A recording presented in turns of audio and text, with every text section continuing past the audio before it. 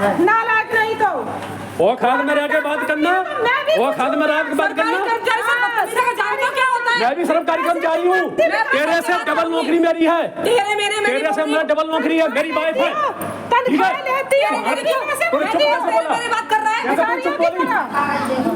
कैसे उसको बोला चुप? क्या समझ दी अपने आप को? गवर्नमेंट की आगे तो भीख मांग रही है। भाई साहब कम बोलिए। कम नहीं बोलूंगा, पूरा बोलूंगा। नौकरी करना सिखाऊंगा तुमको मैं। चलो भाई, नहीं यही हॉस्पिटल, यही जो तुमका सर्टिफिकेट है वही सर्टिफिकेट मैं दूंगा। कितना झूठ बोल रही है? तुमने 50 कराई होगी ना, डिलीवरी का सर्टिफिकेट मैं दूंगा। मैं डिलीवरी करा के बैठा हूँ। मुझे सर, मेरा छोटा भाई है अतुल भदौड़िया, जो उसकी वाइफ है शिवानी भदौड़िया, उसको डिलीवरी हुई थी लगभग 2 बज के दोपहर को 2:16 पर। उसके बाद मैं घर पर चला गया। मेरी वाइफ और मेरा क्या नाम भाई और उसकी सास, भाई की सास, ये 3 लोग थे। तो 3 बज के लगभग 15 मिनट पे मेरी वाइफ का फ़ोन आया कि बोला ये पैसे मांग रहे हैं यहाँ स्टाफ, तब बच्चे को बाहर निकालेंगे, बच्चा को। तो मैंने कहा ठीक है मैं आ रहा हूँ, आप लोग पैसा मत देना। कौन मांग रहा है? तो बोले यहाँ का ये स्टाफ मांग रहा है। मैंने नहीं, बिल्कुल पैसा नहीं देना, पैसा गवर्नमेंट हॉस्पिटल में बिल्कुल नहीं लगता है, मैं आके बात करूँगा। उसके बाद मैं आया, मैंने वहाँ काउंटर पर जाके मैंने बात किया है जो वहाँ स्टाफ नर्स थी। मैंने कहा अंदर आपके अंडर में आता है अंदर का? बोला क्या हो गया? मैंने कहा पैसे मांग रही हैं। तो बोला नहीं, वो हमारे अंडर में नहीं आता था। वहाँ से मैंने पूछा मुझे कंप्लेंट डालना है, आप हमें कंप्लेंट नंबर दे दो। तो बोला मेरे पास कंप्लेंट नंबर नहीं है। तो बाजू में एक और वहाँ काउंटर लगा हुआ है, उस काउंटर पर मैं गया, उनको भी बताया कंप्लेंट डालना, हमसे पैसे मांगे जा रहे हैं तो नंबर दे दो। तो उन्होंने मना किया।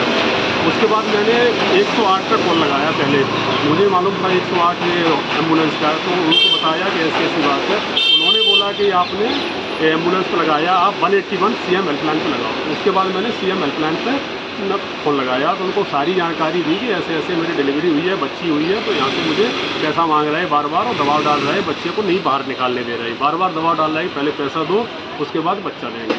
तो उन्होंने मना कर दिया। तो मैं भी बोल दिया। उन्होंने बोला ठीक है, मैं शिकायत करने के बाद कि मैं इस पर आपकी दर्ज कर लिया है और आपको जल्दी इसकी सूचना मिल जाएगी। उसके बाद फ़ोन कट होने के बाद मैंने थोड़ा इंतजार किया, फिर वो वहाँ से बच्चा लेके आ गई। लेके आई एक बाई, जब उसने बच्चे को वार्ड में शिफ्ट किया तो वहाँ भी बोलने लगी पैसा दे दो। तो उस समय भी मेरा कॉल ही चल रहा था भोपाल। तो मैं बोला लो पैसा आपको कितना चाहिए, आप बात कर लो भोपाल, आपको तनख्वाह मिलती है और कितना पैसा चाहिए वो मैं दे रहा हूँ। उस समय मेरा कॉल वहीं चल रहा था। तो शायद हो सकता है अगर वहाँ CCTV कैमरा लगे तो उसको चेक किया जाए।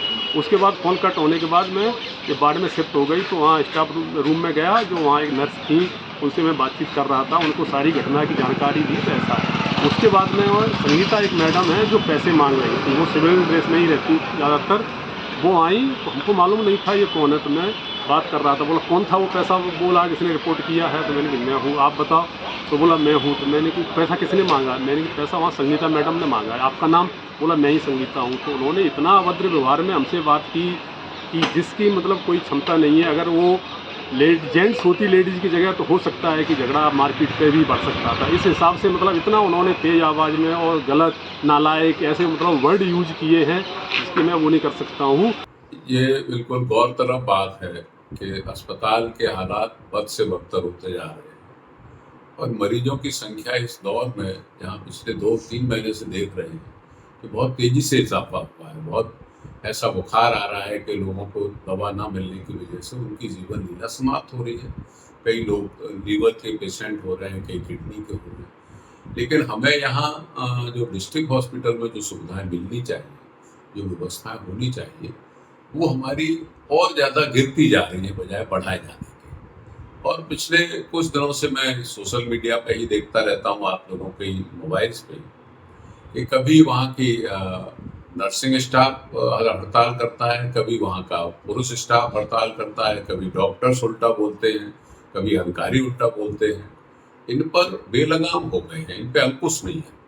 सरकारी मुलाजिम हैं, इनको सरकार वेतन देती है और अच्छा वेतन देती है, और ये अपनी सेवाओं के साथ साथ लोगों के साथ जो व्यवहार गंदा कर रहे हैं वो बड़ा चिंतनीय विषय है। इस पर मैं ये कह सकता हूँ कि इनके डिपार्टमेंट को ही ध्यान देना चाहिए